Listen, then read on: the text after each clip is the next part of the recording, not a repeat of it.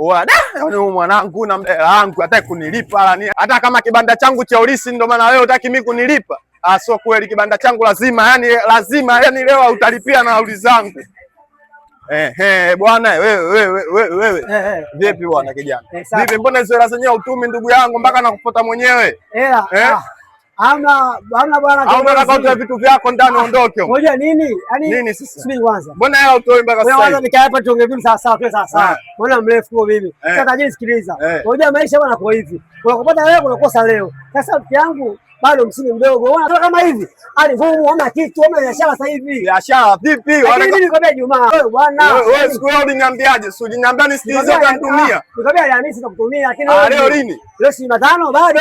Mimi kwa Jumaa leo Jumatano. Wewe bwana wewe Mswahili sana wewe. Sio Mswahili blaza. Sasa sikia, mimi nakupa siku mbili. Bila kunitumia hela zangu nataka utoe vitu vyako katika frame yangu. 1 2. Sio 1 2. Wewe vipi bwana? Mbona unanichanganya?